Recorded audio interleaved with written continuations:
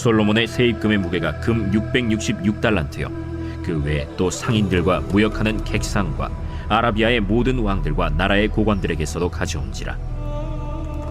솔로몬 왕이 쳐서 느린 금으로 큰 방패 200개를 만들었으니 매 방패에 든 금이 600세겔이며 또 쳐서 느린 금으로 작은 방패 300개를 만들었으니 매 방패에 든 금이 3만에라. 왕이 이것들을 레바논 나무 궁에 두었더라. 왕이 또 상아로 큰 보좌를 만들고 정금으로 입혔으니 그 보좌에는 6층계가 있고 보좌 뒤에 둥근 머리가 있고 앉는 자리 양쪽에는 팔걸이가 있고 팔걸이 곁에는 사자가 하나씩 서 있으며 또 12사자가 있어 그 6층계 좌우편에 서 있으니 어느 나라에도 이같이 만든 것이 없었더라. 솔로몬 왕이 마시는 그릇은 다 금이요 레바논 나무 궁의 그릇들도 다 정금이라. 은기물이 없으니 솔로몬의 시대에 은을 귀히 여기지 아니함은 왕이 바다에 다시스 배들을 두어 히람의 배와 함께 있게 하고 그 다시스 배로 3년에 한 번씩 금과 은과 상아와 원숭이와 공작을 실어 왔습니다. 솔로몬 왕의 재산과 지혜가 세상의 그 어느 왕보다 큰지라. 온 세상 사람들이 다 하나님께서 솔로몬의 마음에 주신 지혜를 들으며 그의 얼굴을 보기 원하여 그들이 각기 예물을 가지고 왔으니 곧 은그릇과 금그릇과 의복과 갑옷과 향품과 말과 노새라 해마다 그리하였더라. 솔로몬이 병거와 마병을 모으매 병거가 1400대요 마병이 12,000명이라. 병거 성에도 두고 예루살렘 왕에게도 두었으며 왕이 예루살렘에서 은을 돌같이 흔하게 하고 백향목을 평지에 뽕나무같이 많게 하였더라. 솔로몬의 말들은 애굽에서 들여왔으니 왕의 상인들이 값주고 산 것이며 애굽에서 들여온 병거는 한 대에 은 600세겔이요 말은 한 필에 150세겔이라. 이와 같이 헷사람의 모든 왕과 아람 왕들에게 그것들을 되팔기도 하였더라. 할렐루야.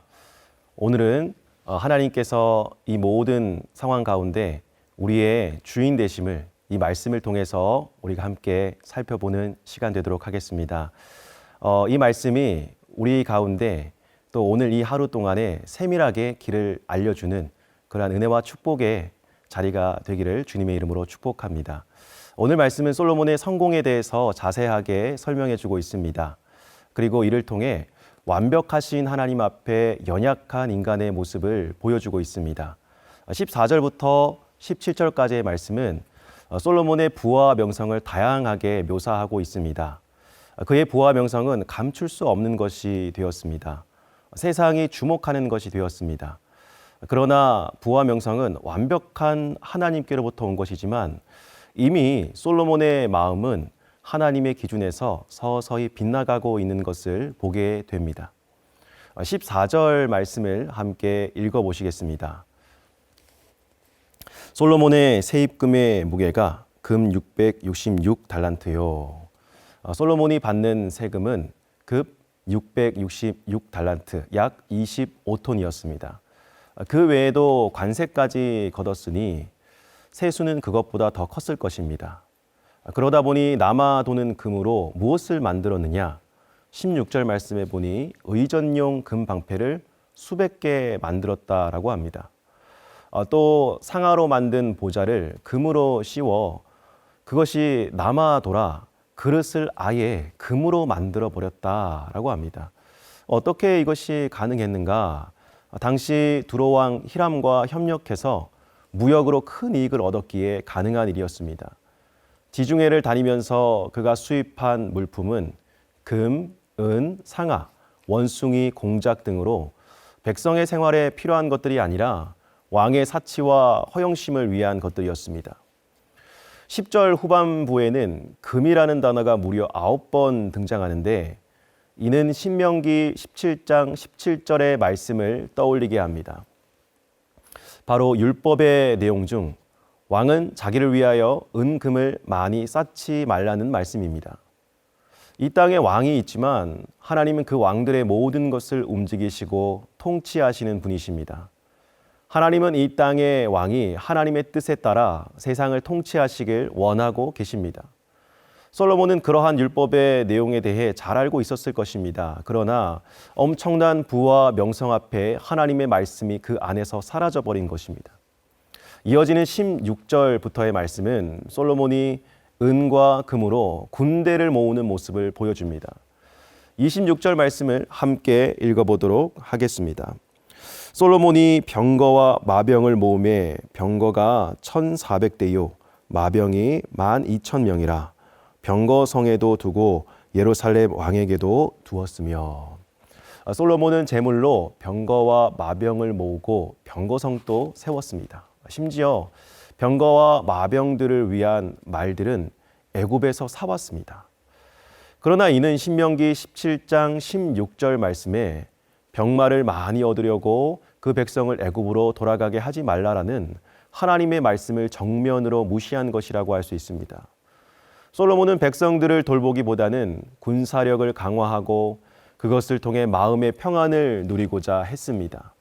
그러나 하나님을 믿는 자들은 금과 은의 많음보다 병마의 많음보다 전능하신 하나님이 나와 함께 하심에 더 기뻐하고 자부심을 가져야 되는 줄로 믿습니다.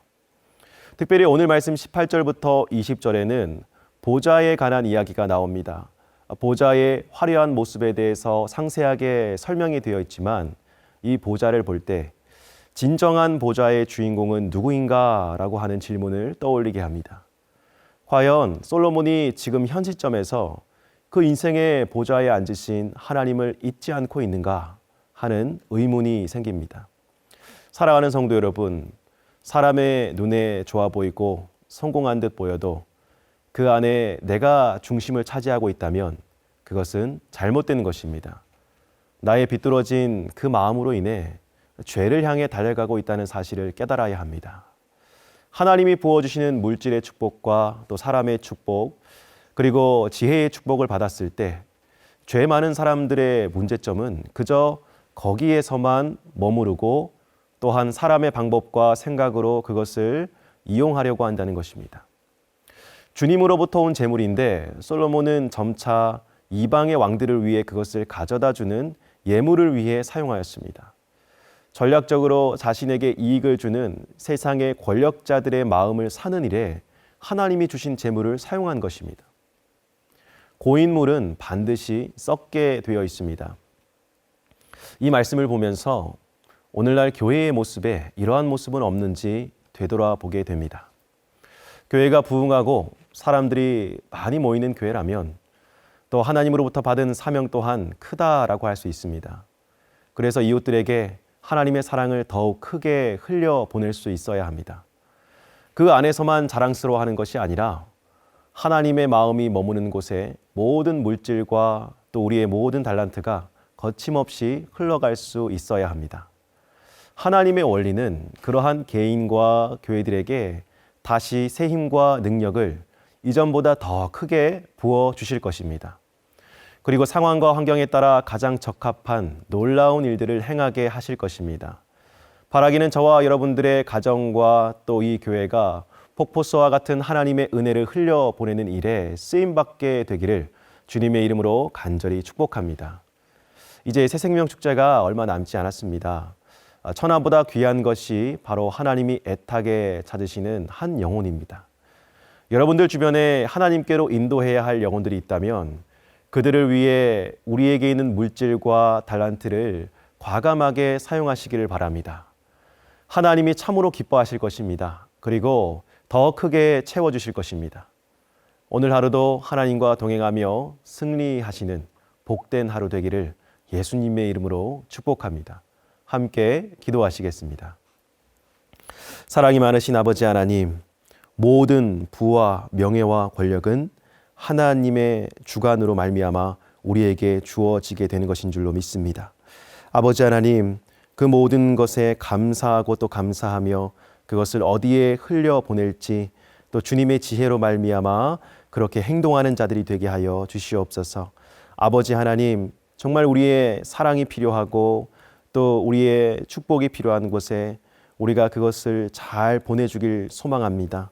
하나님, 나만을 위한 것이 아니라 계속 나에게 머무는 것이 아니라 나만 높아지는 것이 아니라 주변에 소외되고 불쌍한 이웃들에게 그리고 길 잃은 영혼들에게 예수 그리스도를 증거할 수 있는 도구로 사용될 수 있도록 주여 우리에게 있는 모든 것을 축복하여 주시옵소서. 감사드리며 예수님의 이름으로 기도드립니다. 아멘.